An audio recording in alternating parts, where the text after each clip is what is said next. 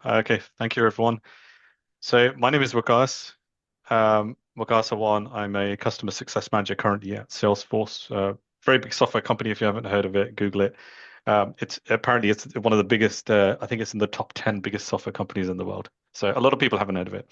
But anyway, so I thought, thinking about this, and it was a great slide that Fawzia sent me. I put a lot of thought into this, and I thought, okay, where do I want to start the journey? And I thought I'll take you all back to right at the beginning, where I was born in the UK. So you can probably tell by my accent. I've actually had the privilege of living in other countries as well, Pakistan for 2 years and Saudi Arabia for 1 year. And this is because my family moved there, and I moved with them. So that was a really good experience in the sense that I understood kind of a different perspective outside of my norm. Where I was brought up, it was I was homesick most of the time, right, when I was out there. Bit about my education. So I went to Langley Grammar. So fortunate enough to go to a grammar school. I went to University of Surrey, did a computer science degree. I was never an academic. I hated studying. And that was pretty much throughout my entire, youth. My brain was very resistant to learning anything. I wasn't able to read books. I would have loved to read books, but I couldn't read a book. So I'm very jealous with Debolino. You're writing a book. I can't even, I can't even get halfway through a book without, having to put it down. But overall, I think the reason why I wanted to kind of start with my early journey is because I really didn't understand myself when I was young. I really, really struggled with self-esteem, with believing in myself, with just having zero faith in my capability as a person, right? I wasn't into studies, and that was a reinforced thing with Asian households, if everybody knows, right? So it's if you're not good enough in education, you're not good enough in life, right? So that was kind of a negative reinforcement, and that's just, the cultural thing that I was brought up with. I also did um uh, I was raised in a time where racism was quite normal. It was very common. So that was kind of the environment I was in. That was also telling me I didn't belong. Also in my head, I was telling myself I didn't belong. So most of my life, I'd say that I felt like an imposter. I just didn't understand myself, and I didn't find a place where I belonged. Um, so fast forward a little bit. So I got to university. I had loved university. It was great. I had the opportunity to meet so many different people that you wouldn't normally get to meet. Had exposure to so many nationalities that I didn't know existed, right? So, there was so many international people that were there at the same time as me, and I got to learn so many different cultures. So it was a really great experience. I did a computer science degree, and a little bit of background about myself. I love technology. So as an extreme introvert, when I say extreme, I just did not connect with people. I was a loner at school, didn't have many friends. If you ask me if I have any childhood friends, I don't. I really don't, right? It's a very different story now. So it's not all sad. But growing up, it was a very difficult childhood. And with technology in general, I remember the first time my father brought a computer to the house. It was black and white, didn't have any, no graphics, there's no sound, and just the power of it. Just when I switched it on and I used it, I was like, wow, this thing could change the world. And ever since, I've just been fascinated. And I think curiosity, some of the other speakers have mentioned curiosity. I've always been curious. I've always leaned into why do things happen, and digging deeper into things. And that's where I've always kind of leaned into in terms of my growth. So university, yes, I did a computer science degree. Did it very reluctantly. There was extreme resistance in my brain because I've never been an academic. I've always been more creative. So I managed to get a degree. Almost got a 2-1. I got a 2-2, but I was just a couple of percentage points below a 2-2. But I see that as an achievement and a massive achievement because I never believed that I could do it. And the second thing is that there were always people around me that saw me as somebody intelligent and they needed help, and I would always help them. And I helped them get degrees, but I just, I did pretty, I did okay for not really paying too much attention to my own degree. So I see that as a bit of a strength, and I'll come back to why that story is relevant later on. So after leaving university, I worked for Toyota at their headquarters. Was there for a year, and I was worked for the IT team.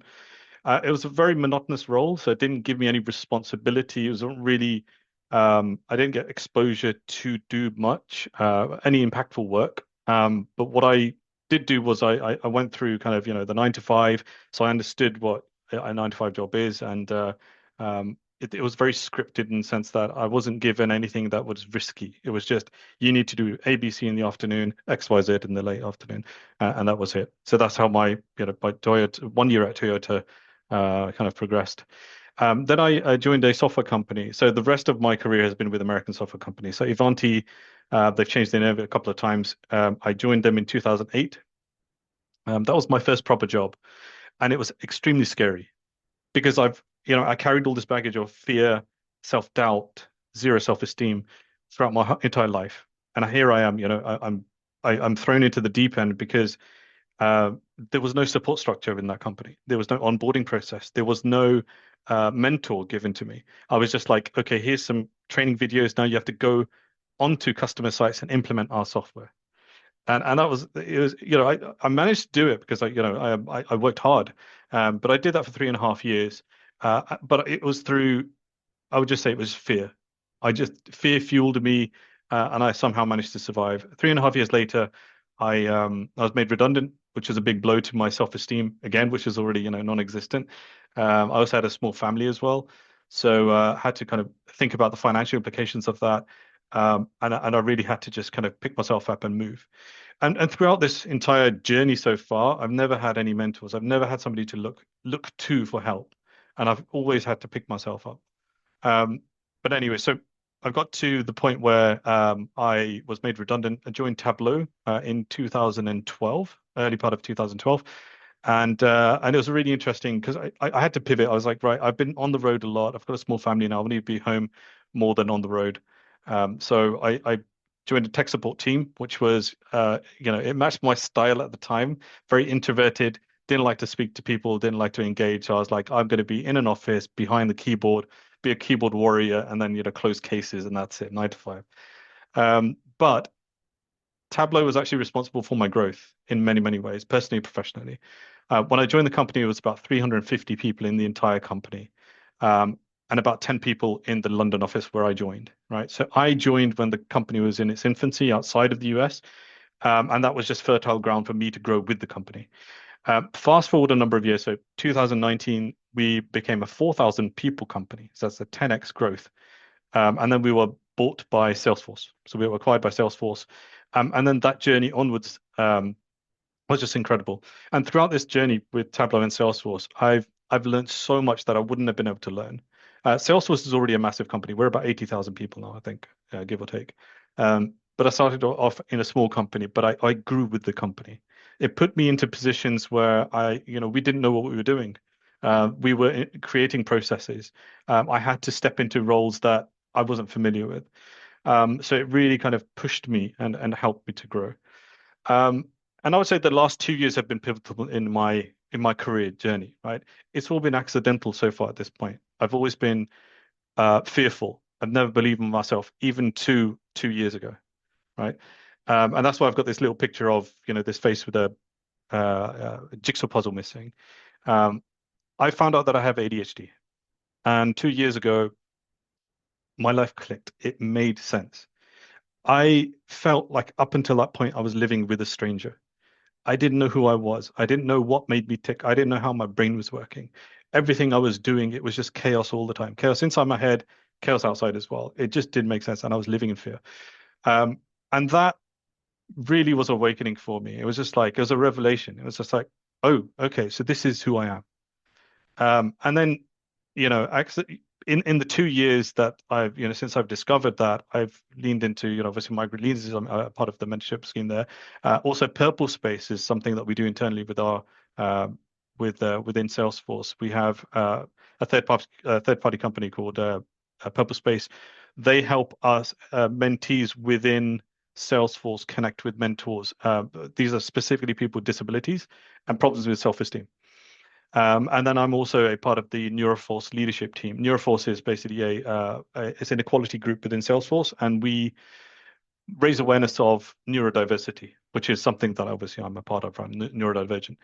Um, so I guess the most important thing I would say is that throughout my journey of ping-ponging around, falling over, trying to figure life out, um, on the way I've actually attracted a lot of people's attention in the sense that I would give really good advice, and that's what I'm told. And people would come to me for advice, right? And that's been happening for so many years. Whether it's friends, people are older than me, younger than me, you name it, every from all spheres of life. And I kind of, in the last year, I've just leaned into that, and I've made it official that I now mentor people. Um, and I feel that I now understand who I am. As a result of that, in the last few months, I've won numerous awards, right? So for within my team, I'm now mentoring about 4 people within my team at Salesforce. My managers are thrilled. I'm connecting. I've become a serial networker. So, from an extreme introvert to somebody who reaches outside of their sphere of, um, people's interaction. I just lean in as much as I can. Um, and that's, a couple of takeaways of what I've learned is you really need to understand yourself. That's the most important thing. If you're not able to steer your own ship, it's you're not going to be able to do anything, right? If you can't, if you don't understand yourself, if you don't like yourself, don't expect other people to understand you and like you as well, right? And you've got to be, and the other thing is just always be kind to people, right? Everybody's got their own journey. On the outside, we cannot see the battles people are facing. Just be kind to people, and especially be kind to yourself. You've got to be kind to yourself. Um, Other things I would really, really highlight to the young people amongst us is explore the world. It will expand your mind. I didn't do enough of it as a young person. I still feel like I'm a 20-year-old idiot in my head. And that's a good thing. I don't mind that. It keeps me young. It keeps me eager to learn. And I think believe in yourself. I never believed in myself. I never believed I could drive. Never believed I could pass my GCSEs. Never believed I could go to university. Never believed I could get a degree. Never believed anything. Couldn't do anything, right? Um, I proved myself wrong. It's taken me 40 years to understand that I can actually do something.